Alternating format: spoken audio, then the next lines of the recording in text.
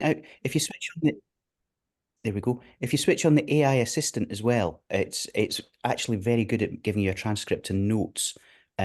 So it might save a little work, Chris. Sorry, I've just done 14 workshops over the last month, so I've been using it a lot. It's been getting a heavy workout. Lovely. Right. So I was delighted, Brian, when you agreed to do this, because I met you a few times in Scotland and just amazed by the work you do in the Scottish Games Network. And we were delighted to be, in a small way, a sponsor Mhm. of some of it recently. So I'm not going to say anything else other than I'm just delighted you're here doing this. And I'm just going to invite you to do with the session what you will. Thank you very much indeed, Chris, and thanks to you and Philippa for inviting me. It's been great to meet you and be part of the sort of the GameShift ecosystem. So please, folks, feel free to stick a hand up, put something in the chat. I've run quite a lot of Zoom sessions over the last few months. I'm in the middle of building a national strategy for video games for Scotland, so I feel that I have spent much of my time either zooming around Scotland in my car with a boot full of Tunnocks tea cakes and caramel logs, or doing this online. So if you have something that's not clear, if you need me to sort of go over something, because I'm trying to avoid jargon, but just in case, stick a hand up in Zoom, put it in the chat. I'll be keeping an eye on it. Rick, if you can just, make sure I'm not missing anything, that would be great. I have a presentation that I've put together. Don't worry, no bullet points. It's not just early in the morning, but bullet points are evil, and people who use them should never be allowed to present.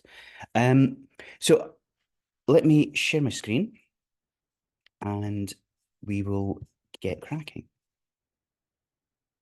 Here we go. So can we all see the lovely picture? Thumbs coming up everywhere. Excellent. So, sorry, that's my phone reminding me that I should be here. So, as Chris said, my name is Brian Baglow. Back in 2004, I founded something called the Scottish Games Network, which was originally just a social community. It was my sector had just started to grow and expand, and not everybody knew each other. But over the last um, 20 years, dear God, it has grown arms and legs and become many different things. Over lockdown, I did the first research into the size and composition of the game sector in Scotland. And in 2022, I accessed government funding to go and build this ambitious new event called Scottish Games Week, which we're now in the third year of delivering. So basically, if it's to do with video games and Scotland, this is me. And I've included my various Twitter handles. It's not X. Never call it X. If you want to tweet along, X along doesn't work. Please do. But what we're going to discuss this morning is ecosystem, and it's something that's become incredibly relevant to me over the last several years. And you guys are the experts in ecosystem, so I'm not trying to answer everything, but I think looking at the ecosystem approach through a games lens opens up some really interesting ideas and challenges. Now, before we dive in, the lovely picture in the background is a city. It's a city that was built entirely in Scotland, and it's a city in North America called Los Santos, and its population is 33.8 million people. That makes it slightly bigger than Delhi and slightly smaller than Jakarta. And it's the location for Grand Theft Auto Online. So it's an entirely virtual world, but it is an entire world. It represents a huge amount of, hundreds of people, many years of work. But this is the new reality, the new frontier that we're dealing with. When you hear people talking about the metaverse, this is one of the first steps. So the games industry is simultaneously very, very well known and almost completely obscure unless you work within it. It's fair to say that we don't go out much. Games people don't go to non-games events. Games people very rarely get invited to speak at non-games events, which is one of the reasons I'm so grateful to Chris and Philippa for inviting me along this morning. And we have a real problem in games in that we're just so big and still growing. So we have we have seen a contraction recently, but we're on course to exceed $200 billion in revenue on a global basis this year. And the numbers alone are insane. We have 58 million Xboxes in the world, 50 million PlayStation 5s. This is just the current generation. If I go back further, there's hundreds of millions. And if you come to the smartphone market, a significant percentage of the world's population now have access to these devices, which are now the primary means of playing and consuming games.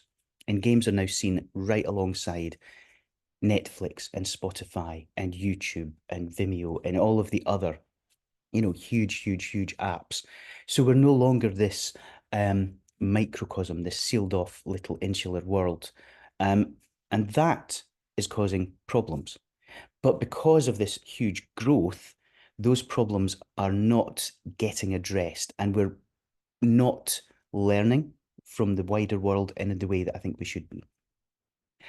And if you look at the way in which the games world is changing, we are as big, if not bigger, than many of the proper big grown up digital sectors, cyber, AI, fintech, albeit AI has come on in the last 18 months and is now, more than triple that figure. But games represent something new, right? We are not seen as part of the tech world. We are not really seen as part of the creative industries, albeit we clearly are. And we're not really seen as part of the screen world, despite the fact that we are exceeding Hollywood and all of the output from the screen industries by many sort of factors of 10. We don't sit comfortably, and we're not quite sure where we should fit. And this is one of the big things coming out of the strategy work that I'm doing in Scotland right now. And if we look at the market as it exists now, I'm sure everyone is aware that we have games devices, we have the consoles, we've got the Xbox, the PlayStation, and the Switch. And they have 50, 60, in the case of the Nintendo Switch, well over 110, 119 million owners around the world. And it's an enormous market, but it remains a market that is widely neglected, shall we say. Unless you consider yourself a gamer and you own one of these things, the tendency for people is to say, I'm not a gamer. I run into it so many times. I'm sure many of you on the call this morning will say, I'm not a gamer. But games is changing, and games are moving into so many other areas of our world. Down here on the bottom left, there's a game called Fortnite. It's a battle arena, battle royale. You basically run around and try to kill everyone else. But it's already starting to change and evolve and has become the first emergence of what we're calling the metaverse. So the artist Travis Scott held a live performance, a concert in Fortnite, and pulled in well over 4 million simultaneous players, viewers, audience members to come and watch a concert. And it was extraordinary. And we're now at the point where, he's being followed by so many artists, Lil Nas X and Ed Sheeran. Can only be time before Taylor Swift succumbs and moves into our world. But even if you're just playing Wordle once a day on the New York Times website, you're a gamer. We have an extraordinary number of people who are self-declared gamers out there now. As it stands this year, we're looking at exceeding 3.3 billion, so a significant percentage of the global population. And the next billion gamers are coming. We know that all of the emerging markets where they've gone from having no internet to smartphones, we're seeing that the biggest category of apps, whenever they're launching, whether it's Google Play, whether it's the Apple App Store, whether it's Huawei App Gallery, doesn't matter. The biggest category, the one that gets the most downloads and generates the most revenue, is games. And so this is an enormous and growing global market. And when you get it right, the results can be enormous. So for a little bit of context, in 2021, we had 233 games and apps that generated over $100 million in revenue, which is a Dr. Evil amount of money. 174 of those were games, 59 were not games. That includes things like TikTok, Facebook, YouTube, etc. And in the same year, the number of movies that did that was 14. So I think we can agree that the games market has not just significant commercial impact, but significant social impact, just in terms of its reach and penetration into the sort of the mainstream population. However, this is where we come on to this notion of ecosystem. The games industry is very, very clearly defined by the games industry. And it tends to focus exclusively on companies which are actively designing, developing, and publishing video games. So that's some of the big global, publishers: Take-Two, Electronic Arts, Activision Blizzard, who were purchased by Microsoft last year, setting off a whole worldwide competitions markets and market authority debates and discussions on whether this would disrupt the global market. But the games industry sees itself as the companies that are actively involved in making the thing. So the companies that make the tools to make the thing, or the companies that use the tools to make things which are not games, are very rarely, if ever, included. And this is a problem because it means that we are not only isolated and insular, but we've become something of an echo chamber. And we're talking to ourselves. It's like if you go to any games event, it'll be full of games people talking to other games people about how hard it is being a games person, which is wonderful, and we'll have drinks and it's a fabulous time, but it doesn't move the conversation on, and it certainly doesn't help us grow and evolve. And when you look at the games world, the games industry, and this is just a microcosm. These are the major developers and publishers and their owners. So the consolidation that's been happening over the last couple of years, the mergers and acquisition has been astonishing, and it's led to an awful lot of fallout. So you may well have heard in the media over the last several months about numerous layoffs, redundancies. I think we're at something like 10, 12,000 this year alone across the games industry worldwide. And it's because of all of this M&A, it's because of consolidation, and it's because we're struggling with change. And we'll come on to more of that. But there's this perception across the whole of the industry that games are somehow different, right? We are not so much defined by what we do as by what we don't do. We're not tech, we're not screen, we're not creative industries, we don't do manufacturing, education, construction, healthcare, or L&D. We even exclude industries which are very, very close, like animation and visual effects. They're just different.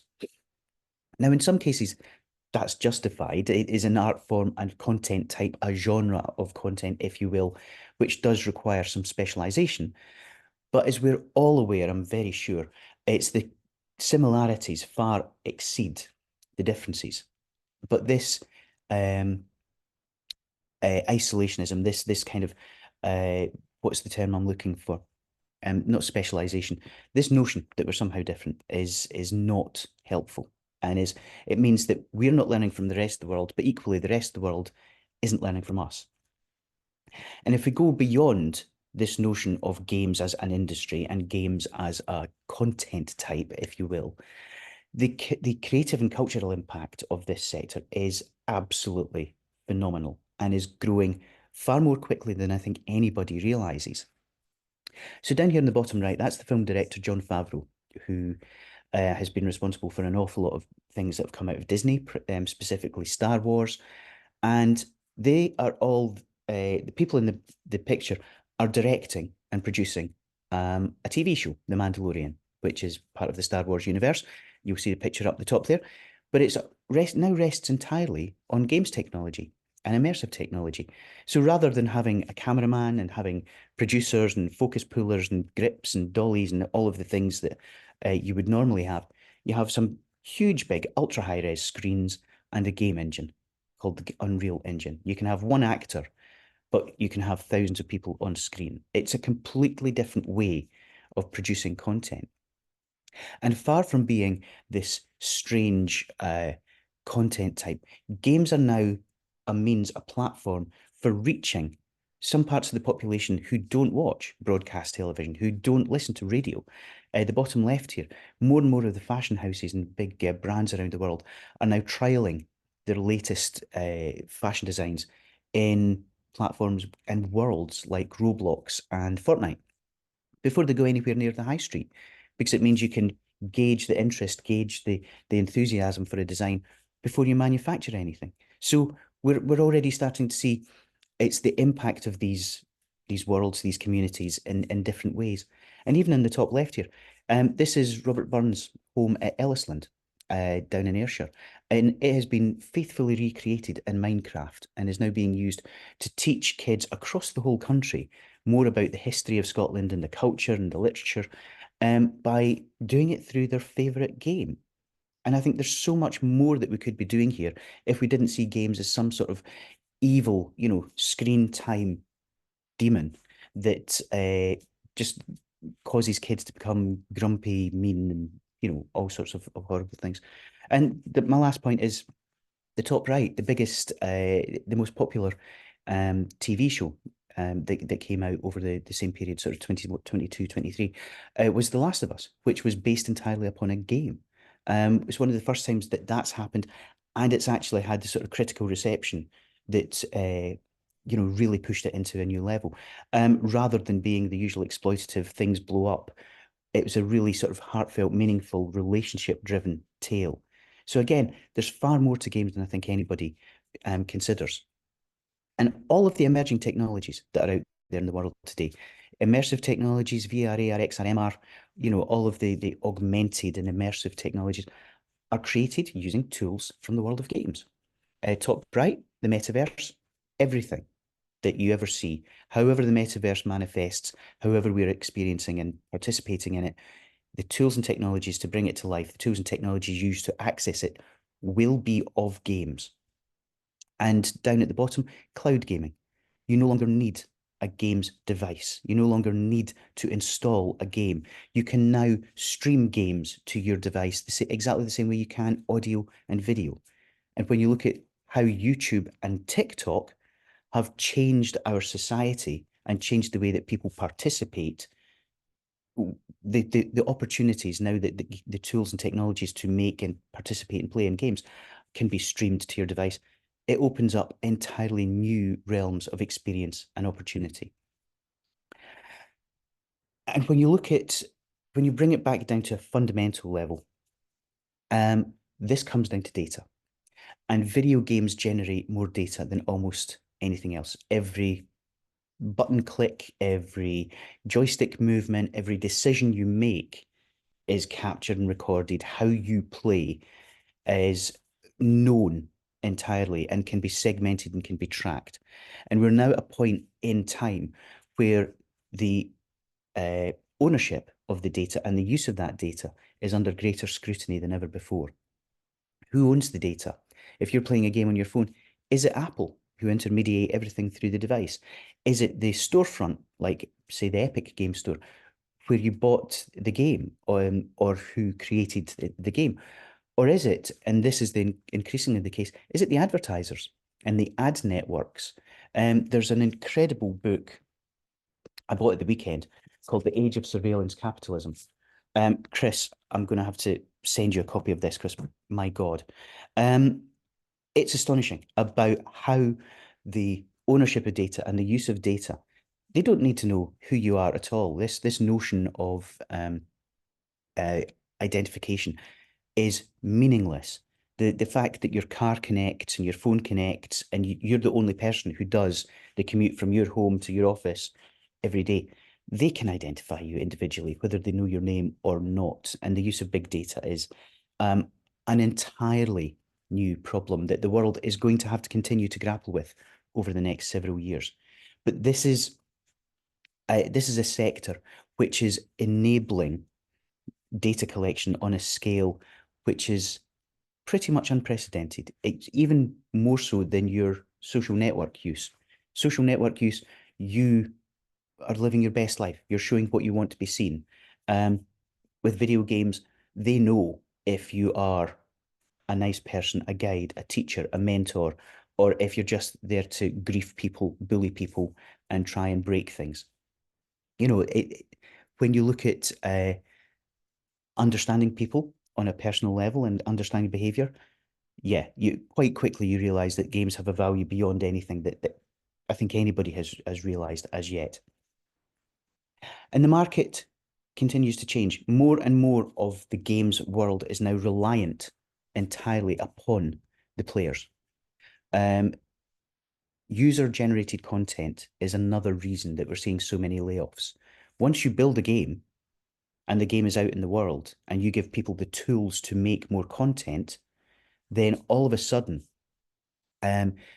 you have a completely different set of skills that are required. You have a completely different requirement to manage that community. And so your focus shifts from content creation, game development, production, onto community management, data management, um, moderating this huge community, licensing and intellectual property ownership. The challenges are as big, but they're entirely different. And so many of the world's biggest companies who are now running games for, in some cases, tens of years, have had to shift from making the thing to running the thing. And even outside the console market, outside the mobile market, the console world is catching up, and we're getting the same effect, the same sort of types of experience bleeding through into the console world. So the mainstream market is bleeding into the hardcore in a way which is vastly distressing real gamers, because all of a sudden they're not the only special people out there, and a lot of them are very angry about this, and it can be an incredibly toxic environment and ecosystem to be in, especially if you look at something like Roblox, which is played predominantly by under 15s. So we are a constant world of change and having to deal with people who are not necessarily adults, and that use of data and that use of location and that use of that notion of a duty of care is enormous and just going to grow. And this notion that there are real gamers, there are mobile gamers, mobile is less than um, uh, than the console, the hardcore market, is reflected across this entire sector. We have this red versus blue mentality, us versus them. Developers are the good guys, publishers are the big evil corporates. But every developer can also now be a publisher. Xbox versus PlayStation, it's iOS versus Android. We have this mentality which pits almost every part of this sector against each other. And what it means is that everybody is acting in their own self-interest, which in some cases can be good, but nobody's learning from anyone else. Nobody's collaborating and cooperating.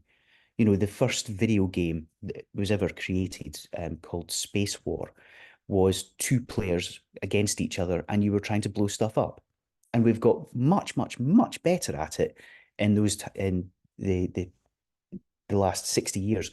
But still, effectively, we look at this as a competitive environment. And what it means is that it's very rare to get any sort of collegiate sense or to get any kind of cross-sector or cross-institutional collaboration.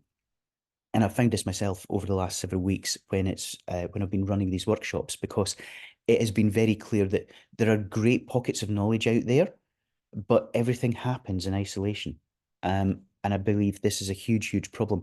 And this is why so much of the games world remains undiscovered. Because the one constant that the games industry faces, the one thing that I can guarantee you will be the same in the next 12, 18 months, 5, 10 years down the line, the one constant we have is change, right? New technologies, new devices, new business models, new audiences, new experiences. And so with that in mind, the only thing you can be sure of is that things will change, how do you start to build a more resilient, a more collaborative, and a more effective ecosystem? When it comes to change, the game sector has seen more than most. So back in the year 2000, if you wanted to play a video game, you essentially had to go to a shop and buy a thing. It was the old retail model. You had to pay up front. And once you paid, then we didn't have to care if you liked the game or not, right? And it was a completely different experience. Now, the vast majority of the content that's making money is on mobile. Most of that is free to play. So the initial download, the initial part of the game is free, and you have to encourage people to come back and hope that they're going to give you money at some point, whether it's through microtransactions, downloadable content, in-app purchases, or advertising. It's a completely different set of challenges. And we've gone from the old notion of the games industry, where the companies like Microsoft, Sony, and Nintendo were the gatekeepers, and they decided which games got published, which games got funded, and what you could play, what went into those shops, to the digital era, where we have digital storefronts, which have more or less unlimited capacity. And the gatekeepers for games are now Google and Apple primarily. We also had a brief period where Facebook looked like it was going to change the face of gaming through the sheer weight of its, 2 billion monthly average users. But their rapacious use of data actually scared them off, and they ended up facing multiple lawsuits to rein them in, more or less, because they could combine your social media with games content and really change things, really understand you on a level that I don't think anybody would be comfortable with. But again, this is profound disruption in every sense of the word. And back when we had the old retail model, you had maybe a 6 to 8 week period where your game could be found. You would go into a shop, put all the marketing in it, you would have 6 weeks, and then you were in the bargain bucket, and that was it. No longer the case. Games can now exist for decades. On my left, this is one of my favorite examples. This was a little simple game. It's a distance game. You try and run and dodge subway trains. 11 years and counting, well over 2 billion downloads, and still going. And they've got plans for it for the next 9 years. And I'm sure it's going to reach its 20th anniversary with no problem. And then on the right here, Supercell. This is really interesting. They're one of the world's biggest games companies. They have really flourished in this new environment.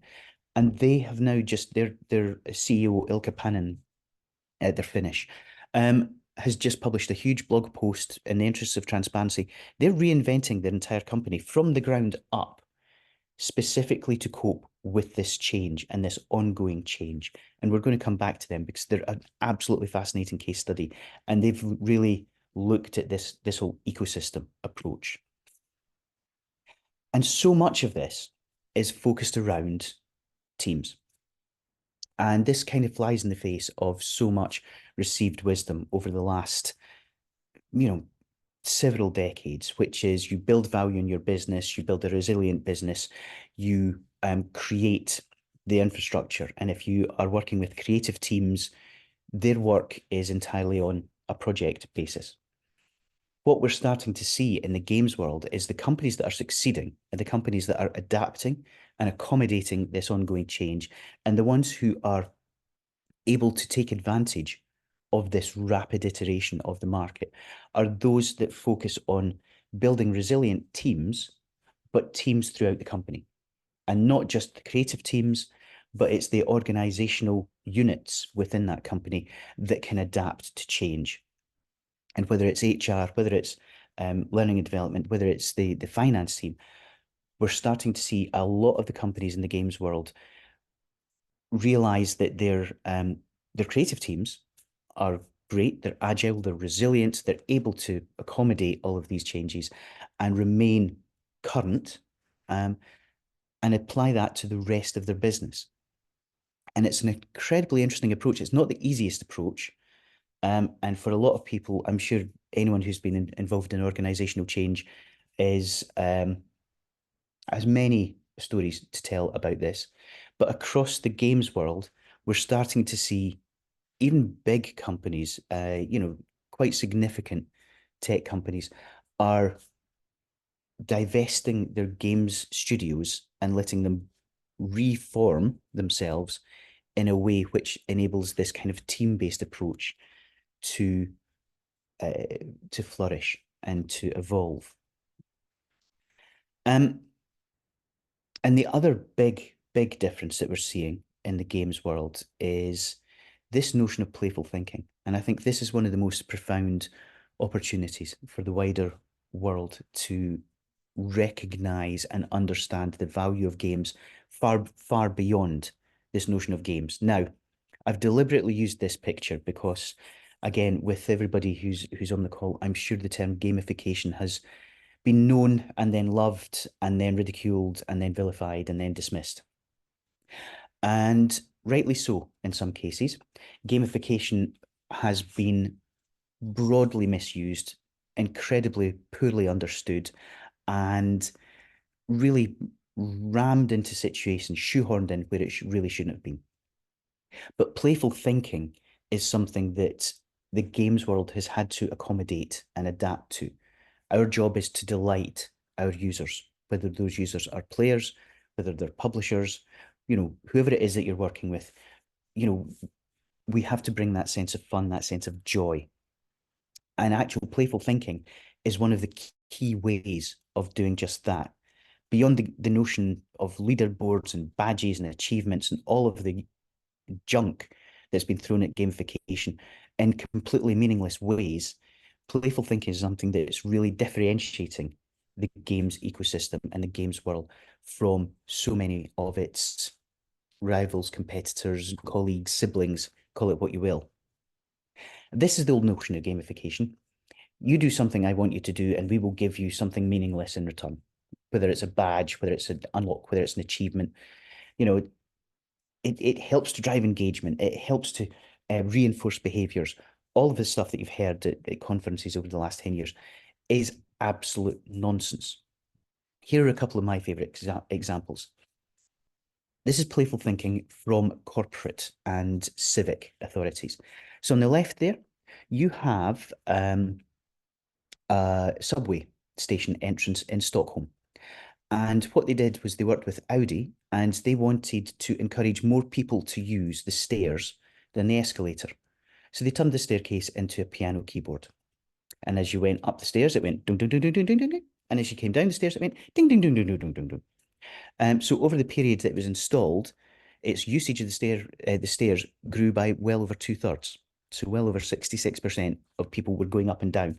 And it's just a beautiful little piece of playful thinking. Yes, driving behavior change, but also just joyful and a little bit of fun. And then absolutely my favorite on the right here, again, this is Stockholm. They had speed cameras in the city centre. And instead of just penalising you for going too fast, what they did was if you went too fast, they used speed cameras and you got penalised. But all of those penalties went into a kitty. And at the end, one of the people who drove through the city centre below the speed limit was chosen to receive the entire kitty. So it became a speed camera lottery. Isn't that a beautiful thing? Recontextualizing a problem. Again, the change it drove was amazing. They saw something like 75, almost 80% drop in speeding because people were aware of it and they were like, it could be me. And this is the sort of approach to creativity, which I think the game sector is really starting, and we are only at the beginning of our journey, but we're starting to see in so many of the organizations and institutions, even some of the really big ones like Microsoft and Activision, simply because that ongoing relentless pace of change and the demands of our audience require it. And when it comes to playful thinking, there's a couple of ways of doing this. This is one of my favorites. This is a framework called Octalysis. And this looks at meaning and encouragement. And again, it uses the term gamification, but it's really how you start to understand an experience that you're giving your player, your user, your client, your customer, your colleagues in a way which can actually build that meaning in for them. And you can use, there's carrots in here, there's sticks in here. There are both positive and negatives. There's reinforcements and encouragements, and then there are are penalties as well. So top left, white hat gamification. Give people meaning, accomplishment, and empowerment. You give them ownership. You make them feel that they are important and that they actually matter. In video games, that means the world reacts to you. In your company, it can mean that you have that sense of empowerment, that you have autonomy, that you have the ability to change things. Down here on the bottom right, black hat gamification, you've got scarcity, avoidance, unpredictability, social influence. In China, you've got your social score, which is tracked at a state level and can mean that you can either do or not do things or access things. Scarcity, get it now, the last few remaining. And we tend to use this as a bit of a driver, as an encouragement for people to sign up for webinars. Say, we've only got the last 5 spaces, rather than encouraging people, with exclusivity or massive insight. So it's a really clever way of differentiating between your carrots and your sticks. And you can use this not just for games and aspects of games, but for companies. So if you look at Facebook, one of the world's largest organizations, why do people use it? And you can apply the Octalysis framework to what it is that matters. Meaning elitism, staying in touch with friends, stalking, not entirely sure that's the most optimistic and required outcome, but a completed profile, more friends, finding new people, the likes and comments, and the aura effect. So the more that you're posting, the more likes that you get, the more people think you must be busy and important and have a wonderful life. But you can evaluate almost any type of company using this framework. If you look at Facebook here, you'll see that while there are some positives, especially in terms of ownership, and you build your profile, you have your photos, people can see and sort of dig into you as a person. There's so much more down here on the bottom right. If you compare that to LinkedIn, there's far less of the negative outcomes. It's not about that push to share. It's not about that push to, chart and document your entire life. It's more about I'm connecting, I'm being seen. This is helping my career. It's a completely different way of looking at why you would join a social network, which when you dig into the technical side of things are broadly fairly similar, but the uses that they are put to and the reasons that people fill them in are entirely different. I should go and do this on LinkedIn. I should go and sort of mention that I'm doing a webinar on LinkedIn. Why? Because more people will see it. There's not a lot of downside to sharing on LinkedIn in the way that there can be on Facebook. And weirdly enough, LinkedIn is one of these organizations and experiences which actually, when you look at it from the Octalysis, but you look at it rather than from an organizational point of view, from the gamification and fun and completeness point of view, it does it incredibly well in terms of keeping you informed, letting you know where you are on your journey, and giving you that little sense of accomplishment. And it struggled in the early days. It was a little bit like Pokemon. I've got 5,000 contacts. I've got 7,000 contacts. What do you do with them? Nothing. But now there is a reason to do that. You can segment, you can find people, you can blog, you can link back to other things, and you can enhance your career reputation on this platform in a way which very few, if any, others can. And it's a great use of gamification without being in any way game-like. And this has really had a quite significant impact for a lot of companies, which is that this notion of playful thinking has to be company-wide. It's like digital transformation. Throw it at the IT department. It's a technology thing. It has to be them. No. Digital transformation has to be culturally driven. It's exactly the same with playful thinking. You have to be able to encourage and support this notion of playful thinking across the whole of the company.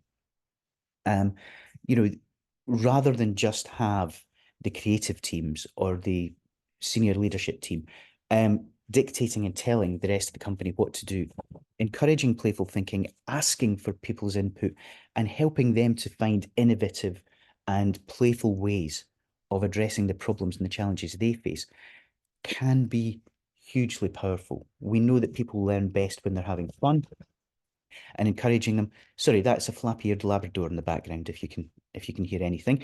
But this is something that more and more games companies are embracing. Their community management are empowered to reward and thank players. Anybody who brings a bug to their attention, anyone who notes a problem, anyone who flags a problem player, is thanked and rewarded and encouraged, all the way through to, the marketing teams innovating and finding new ways to help players, to bring those players through and encourage them to become advocates and champions for the company.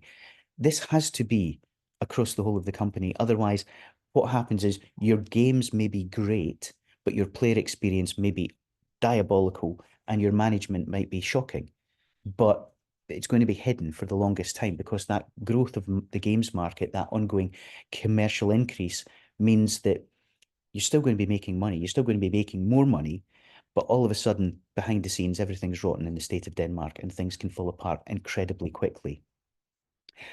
And it comes down to this notion of communities, all right?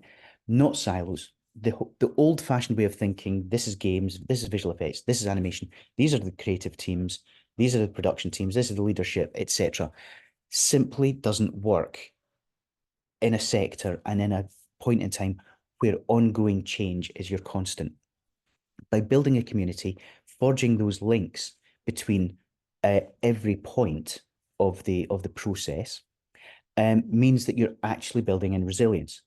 And you don't have those single points of failure. You don't have those breakpoints and fractures that happen so commonly within organizations and between organizations. So, as an example, one of the things that we're doing in Scotland through Scottish Games Week is we're trying to bring together all the different parts. So the education pipeline, the colleges, universities, have never sat down and spoken together. So we built an education symposium to address that.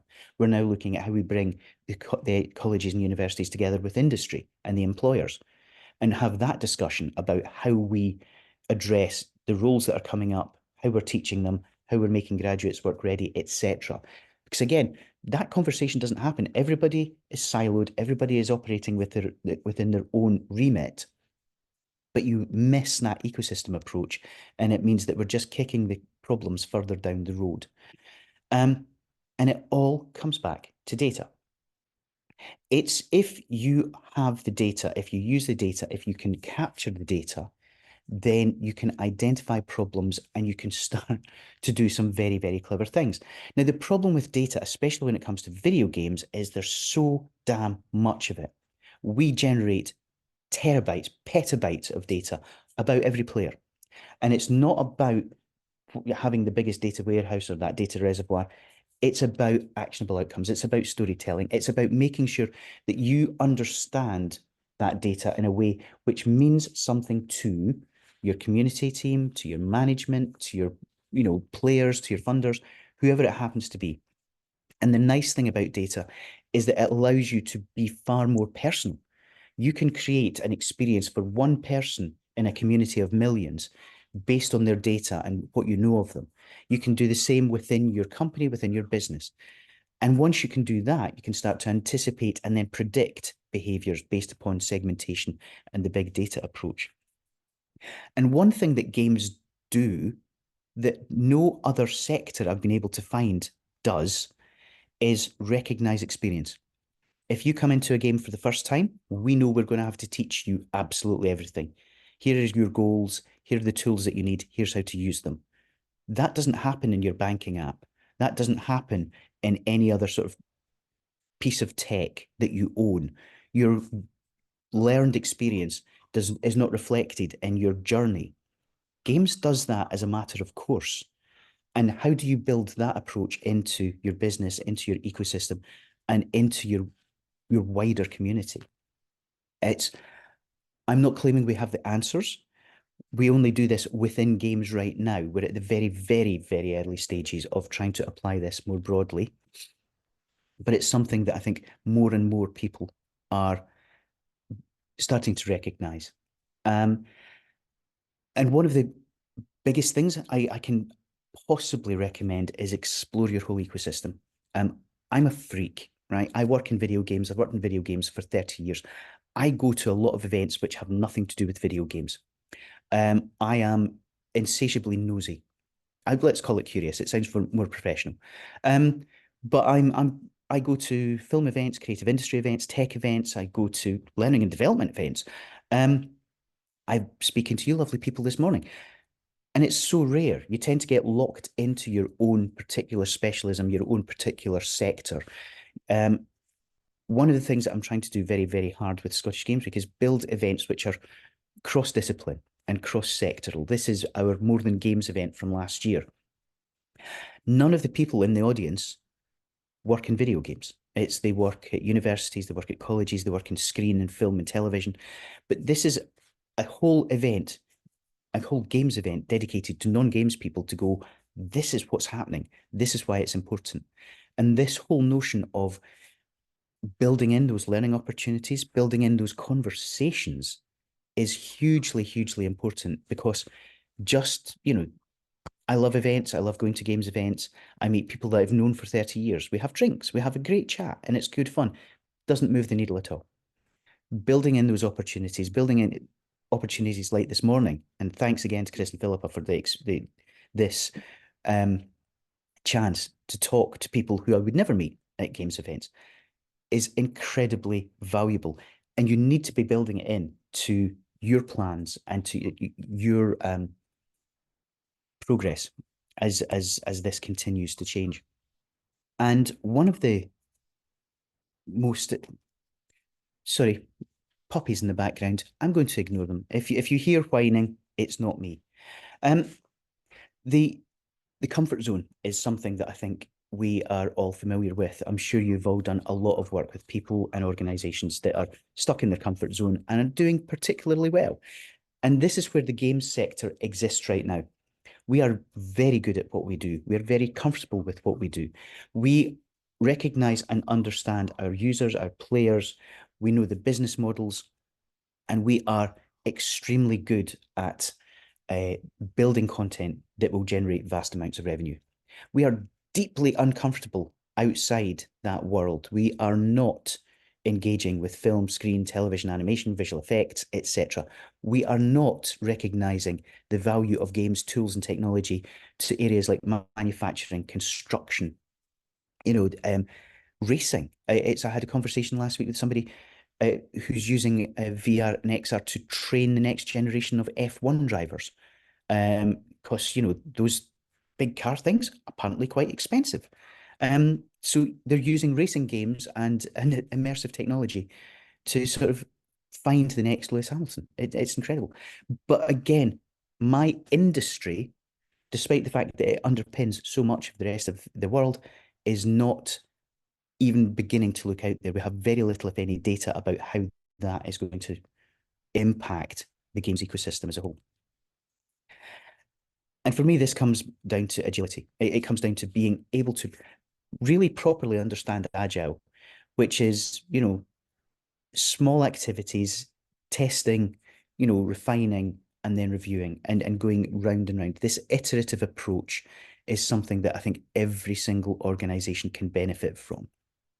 It's something that every team can benefit from.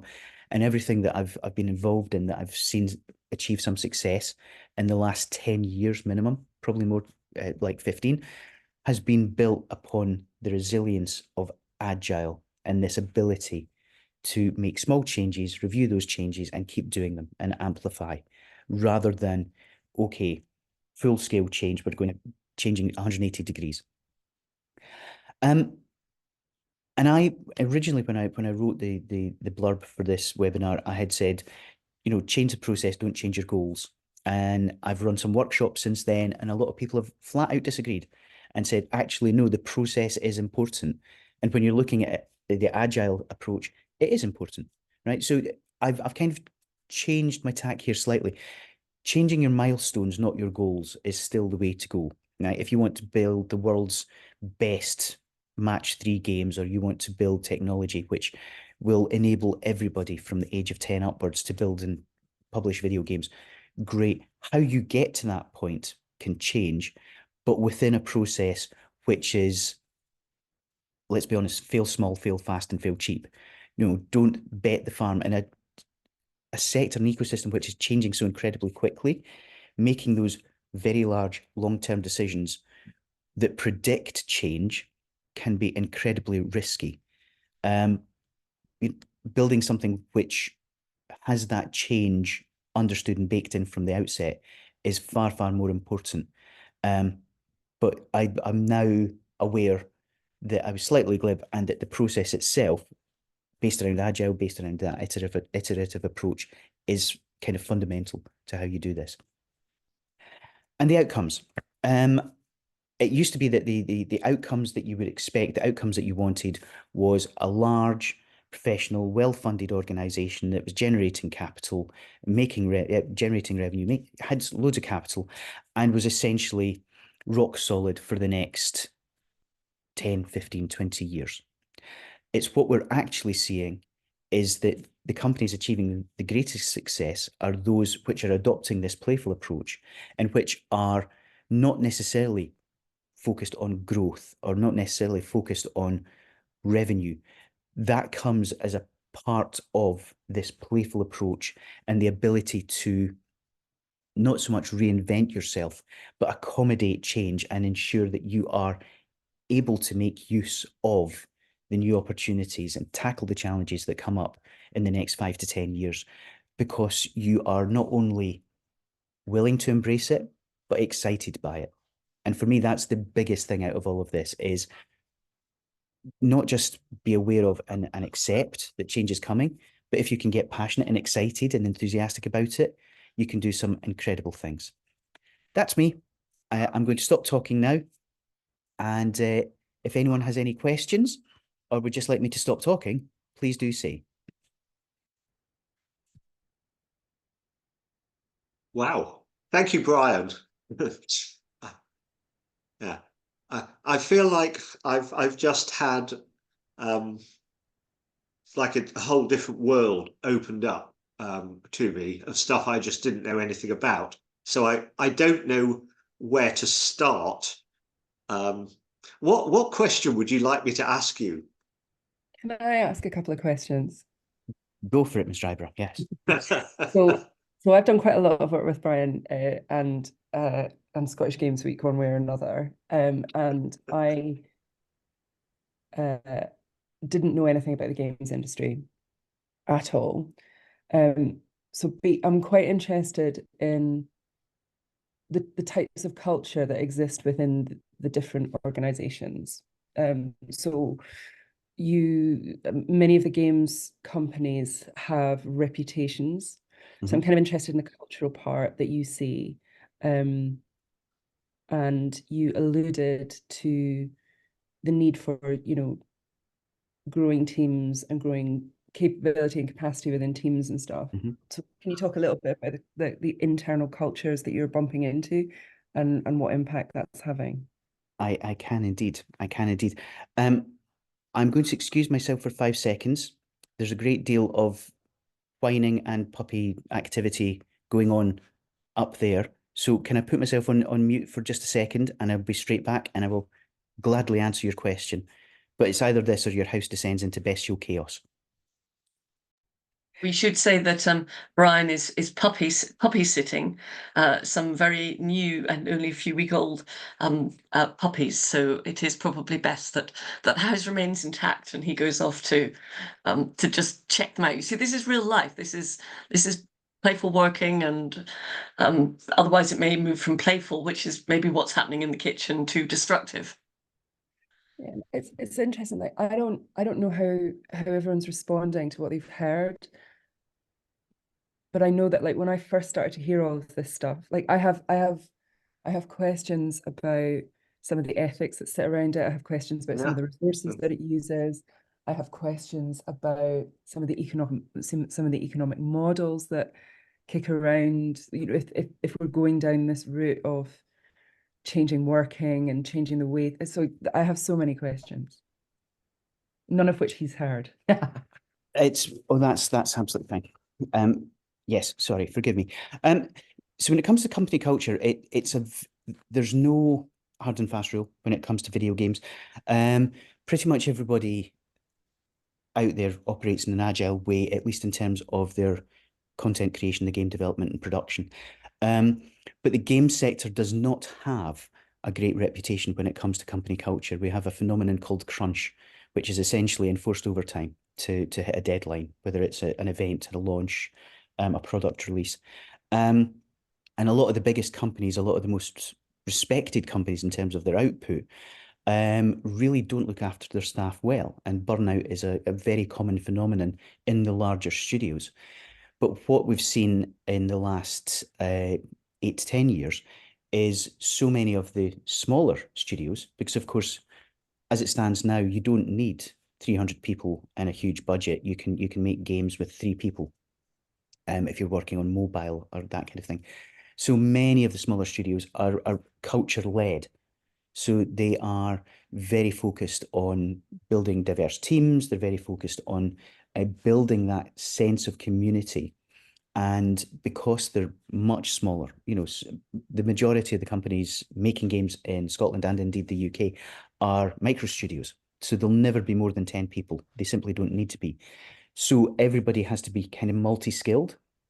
And it forces a far more collegiate approach.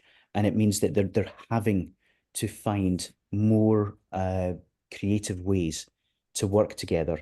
Because again, if you've got a team of 6 to 10 people and you have a game which has had 200 million downloads, just dealing with that community of players can be vastly challenging. And not only managing them, but getting their input, making sure they are included in the development process. Because one of the things that's unique to games is the fact that the players want to be a part of the ongoing creation, the ongoing development. We've had some examples in the games world where players have been deeply unhappy about the ending of a major game and have complained in such numbers that the developer has gone back and changed it. Now, that doesn't happen in film and television. Otherwise, the last season of Game of Thrones would have been good. So it's something that's very divergent. The company culture at the very large corporate end is changing, but very, very slowly. I mentioned Microsoft and Activision Blizzard. Microsoft bought Activision Blizzard. Activision Blizzard have had a huge problem with a toxic work culture. The whole tech bro and the whole sort of lack of diversity and demeaning and bullying women and sort of non-binary people was very real, to the point where they basically caused the creation of the first game workers union in the US. You compare and contrast that to the much smaller end of the studio. Supercell, the company I mentioned out in Finland, have essentially exemplified everything that I've been talking about this morning. They have now made each of their teams not only autonomous, but to a large effect, a company in their own right. They can choose where they want to work, how they want to work. They can, make requests for different equipment. They can work on completely different tools. There's so much autonomy, and they're encouraged to go and explore the market. But the flip side of this is you have to produce and you have to be able to show engagement. So while Supercell nurture and care for their people in a way which I think is genuinely world leading, they are extremely callous when it comes to their games. If it's not absolutely 100% not just working right now, but will continue to do so for the next 5 years, it's dead. Because success at that level is a completely different kettle of fish. The pressures on them to produce are extraordinarily high, and their measure of success is unlike many other people. Does that come close to answering your question, or am I now just talking at random? Yeah, it does. I think there's a bunch of stuff, isn't there, about the inclusion. There's a bunch of stuff about I think about some of the toxicity, and I think about some of the sort of broadness that I've kind of bumped into. But then I also think about the great joy and the neurodiversity that you know, they're just such a bunch. Many of the people I've bumped into have just been so kind of creative and wouldn't necessarily work well in a traditional organization. You know, you wouldn't. They would be kind of broken or molded if they were working for like a Marks and Spencers or a Tesco or something. Yeah. That's very, very sort of general, but yeah, it's been really it's been interesting to work in that industry. Mhm. I think that's fair. You know, we have quite a large range of people who are very focused on the technology in front of them, very focused on their task, and are Yeah. not necessarily, you know, as you say, good in traditional organizations. So the move over lockdown, the move to remote working, has actually helped enormously. And I think that's one of the things that the games sector has really excelled in, is the ability to build teams and have that kind of flexible and remote working in ways which would be far more problematic for a more traditional kind of corporate structure. So, you know, we have studios here that employ people across, you know, 5 continents. We've got studios that are experimenting with 4-day working weeks. We've got studios that are looking at not management buyouts, but essentially team ownership, because it means that everybody is rewarded, everybody is a part of the ongoing success of the company. So there's a willingness, I think, at the lower end, at what we'd call the indie, the independent, smaller studio, micro studio end, to innovate within your corporate structure in a way which, again, really doesn't. And we can accommodate those sort of diverse backgrounds, whether it's neurodiversity, whether it's you know, people with caring, not options, responsibilities, in a way which few others can. But as a point of contrast, the big company here in Edinburgh, Rockstar North, who employ 350 people, have just implemented a mandatory back to office 5 days a week rule, which has eliminated something like 5% of their workforce. Because over lockdown, people moved, had families, did all of these things, and they've now said, due to security, we need you back in the office. And that's just it. They've let so many people go because they are either unwilling or unable to change. So again, there's a real difference between the top and the bottom ends. I'm going to move on to some of the other people with questions, if that's okay, Jules. Thank you. Yeah, that's great. Alistair, you're first in my Thanks list. very much, Brian, and thank you for that presentation. Really fascinating. I want to take you right back to the beginning and the fear of screen time. And I work with people who are very, very concerned about the impact of screen time on children, on their sleeping habits, on their social habits, on their mental health, etc., etc. So there's a big narrative there about all of this technology being used in the ways that it's being used, being toxic to human development. So that with that's all in play. I suppose my question is this as inevitable as the printing press or the motor car, or do we have a choice around how this evolves and develops So as a way of living? No, I understand, Alistair, and thank you. It's a great question. I have a 7-year-old, so this is entirely relevant to me as well. The problem we have at the moment is that, and games kind of exemplify this, there's a notion that video games are bad. They have no redeeming social or cultural value. You know, it's angry young men sitting in bedrooms, blowing stuff up. And we still have this notion that all screen time is bad. Now, I grew up in the 1970s, as you can probably tell. So no screens at all back then, but I was an insatiable and voracious reader, right? To the point where, you know, my mum wandered in one time, found me in the shower, holding a book outside the range of the shower because I just read, and I read everything. And I liked science books, but I also, at the same time, I read Naked Lunch at age 12. It meant nothing to me. It was completely weird. But, you know, there's screen time and there's screen time. And I think the problem we've got at the moment is that we, as parents, we as adults, do not directly engage with young people and what it is they're doing on their screens.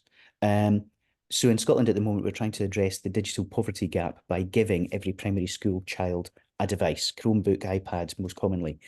But the teachers and the staff have got literally no idea what to do with them with it. They get to go to some educational websites and that's it. You know, we're not giving them the digital tools. We're not teaching them how to use these devices in meaningful and effective ways. It's like, again, 70s, 80s, stick the kid in front of the TV. Is it any worse? Well, it's easier to take with you into the shower or the toilet. But I think we do have a choice, and the choice is to engage meaningfully and to see these devices, these screens, as tools, or they're just a way of placating and shutting the kids up while we go on and do grown-up things. But Thank you. Thanks, Brian. the screens are here to stay. But I think my personal opinion and the way I think it needs to change is that we need to see these things as incredibly valuable tools for the future development of children and young people. Thank you. Okay. Philippa, we'll come to you next, if that's okay. Actually, I'm going to defer to Esther and Jackie on the basis sort of family holds back. So if there's time to answer my question, but go to Esther and Jackie and anyone else who else first. Okay. Esther, please. Thanks, Brian. I found who just spoke before me? Andrew. Sorry. Alistair. Alistair, I found your comment very interesting. I have a 2-year-old and I can totally relate on a personal level about educational, uplifting screen time versus putting him in front of the TV just so that I can have a cup of coffee in the morning. So yeah, I do get that personally. But what I want to talk about, and I don't know really if there's a question or more just a comment, to talk about that ecosystem. I'm not in the world of gaming. I'm working in marketing and in recruitment. So I'm definitely coming from a completely different world than you, Brian. But just in the interest in our opportunity in talking about the ecosystem and how gamification is perceived in our world, is that it's expensive. That's the first thing. When I sit on a panel for a local university, where I work with startups, and there's a lot of startups talking about gamification in different ways and how to work with, set up gamification reward systems at companies and so forth. So, and it's just so often it just gets shut right before it starts because it's expensive.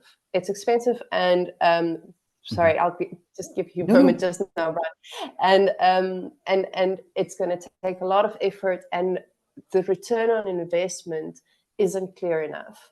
And I think something you touched on later on about the richness of the data, the depth of the data.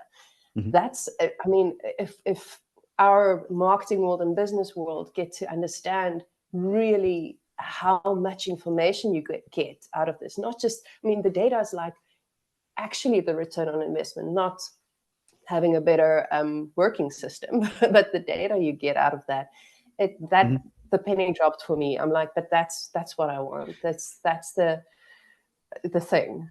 It's a brilliant point, Esther, and I think this comes back to playful thinking and that iterative approach, right? So start small. I was at a business event in Perth in Scotland a few weeks back, and we did a whole little fireside chat about gamification, working with games companies. And one of the questions we got was from somebody who runs a fleet hire company. And he was like, how do I use this? One of my biggest bugbears is training. And the game developer next to me started talking about the Unreal Engine and virtual reality. And immediately you could see him going, oh, dear God, the cost. And I said, well, what is it you use right now? And he said, PowerPoint. I went, oh, easy. Use Typeform. Turn it into a quiz. And that way you get the data and you can see who's got what right and what's wrong.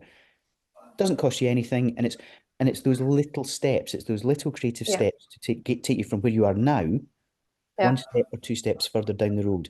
And the whole gamification sort of tag has become, I think, tainted by a lot of the big, big brand No, examples and a lot of the big absolutely. failures. So that's why I think playful thinking is far more useful. And it's just going, how can we make this a little bit more fun? How can we make this a little bit more engaging? If you can't use fun in your organization, engagement is No. always Fun. That's sorry. even That goes to my second point about the perception. So Recruit My Mom, we want to be taken up seriously, and it feels like when you do go into the playful thinking, it's like, oh no, we don't want to be perceived as fun. But just to change that perception, that fun doesn't mean you're not a serious brand. Games, the idea behind it is not that guy sitting in front of a computer in his mom's basement. So I think there's a lot of perception work to be done, and to change for the market to really tap into the benefits of this whole industry. Absolutely. So Thank you. No, not at all. And thank you. It's a great point. And I agree 100%. My last in-house role, we built an entire gamified kind of economy across everything. It was magazines and websites and everything. And every point of contact gave you a little credit that built up to things that you could spend within the ecosystem. But nobody took it seriously because we called it, gamification. So we reworded it and called it Business Rules Automation Rewards. And the CEO went, "This is the best work. This is great." Wow. It was exactly the same document, but we just changed the words. So yes, you're absolutely right. The perception is there. But I think those little steps can be really useful in kind of proving the point. Yeah, no, absolutely. Brian. Yes. Brian, we're very close to the end now. We've only got 10 minutes left, and I would like to get Jackie's question in and maybe Philippa's if we can. So, Jackie.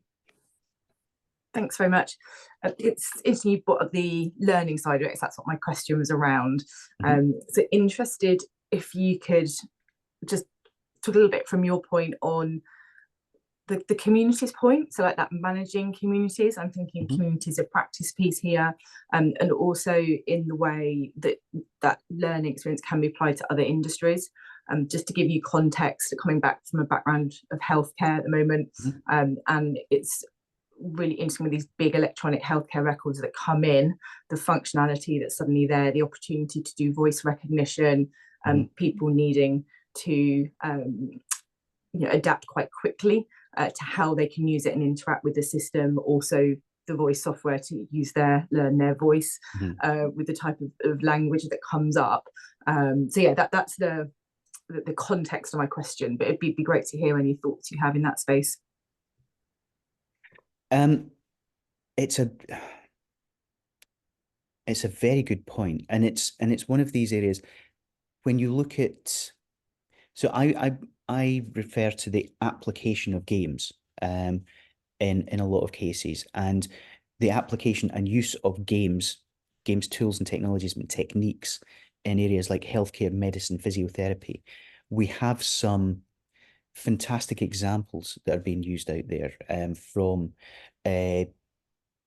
what was the example I heard at the beginning of the week? I think it's the hospital in Glasgow or potentially Edinburgh that are essentially using games controllers and therefore games technologies to help surgeons with keyhole surgery, laparoscopy. We've got a game that was produced in Dundee that helps kids with cystic fibrosis do their breathing exercises to improve their quality of life and life expectancy, which is very, weighty stuff. But it's the reason I mention it is it's again, it comes back to that playful thinking, which is how do we help engage people? How do we help encourage people to, learn new things or follow an entire process? And so, we're at the early stages, and I think the examples that we have are great, but I'm not aware of too many opportunities to bring games and medicine together. One of the things I'm trying to do this year is the Innovation Centre up in Scotland, the Digital Healthcare Institute, have a a big project on at the moment looking at mental health and improving mental health across the whole of the population. And they actually reached out and said, do games have a role to play in this? And so I'm in the process of pulling together people from the games world, and they're pulling together, you know, some of the organizations they work with in order to do just that. So I don't have a really solid answer. There are little bits, but I think we're in the very early stages, and we need to do far more. Because again, seeing games as having value and seeing games as a being able to achieve effective, you know, outcomes in very serious areas is something that Brian, I've got somebody I must introduce you to, who's professor of surgical simulation and medical simulation at Imperial, who would be really interested in this. I would be delighted, Chris. Yeah, and also, I mean, you're reminding me of an organisation called Good for Nothing, which gets groups of people across all sectors together to solve a big issue. And one of the things they worked with in a 2-day pop-up event was gamifying cancer diagnosis, where they were looking at you know, where people look at slides in the lab and look for changes in cells, and they found a way of color coding them so that people could play a game very quickly on a phone to screen for changes in cells, and it was like 99% accurate, and they invented it in 2 days. Just absolutely brilliant. Oh, absolutely. You know, it's on the PlayStation 2, maybe. We had a game that was included from the outset. You bought it and it was there free, called Folding at Home, which looked at protein folding and used humans' intuitive kind of pattern matching skills to produce. It was something incredible, like 18 years of work in the first sort of 6 months, because it was just a little throwaway thing that you could do. And we've got numerous examples of the use of real world medical data, and you gamify it and you abstract it into an experience for people. Wonderful. Philippa, your very last chance to get your question in. Go for it, So Philippa. it was just, it could be an enormous question, but it also could be a really tiny one about, there could be so many things that could be done. Either, you know, what is the one thing you would like to be able to do that would make the biggest difference?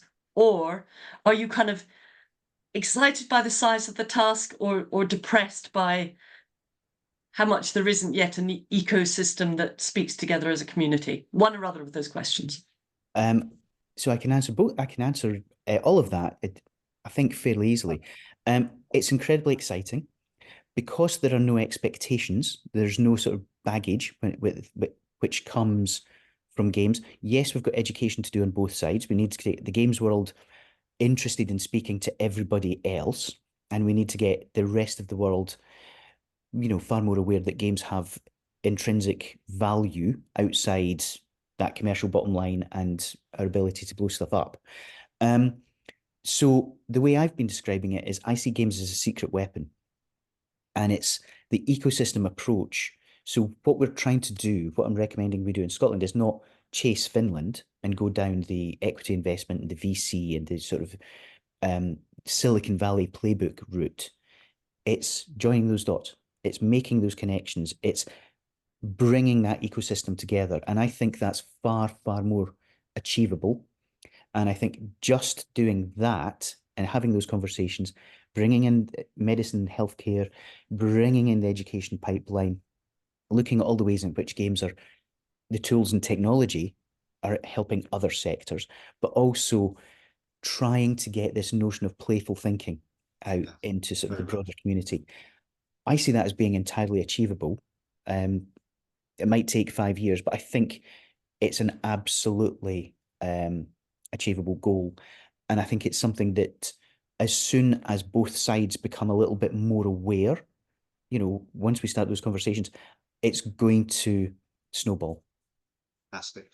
Brian, we are going to have to stop, but I just want to say thank you very much for a stunning session. Really. Absolute pleasure. Yeah, it's absolutely brilliant. I will share the slide deck with you guys so you can send it out to everybody who signed up. And if anyone has any questions, please don't hesitate. I'm not hard to track down Yes. online, or go via GameShift. I'm sure Rick will be delighted to act as my PA.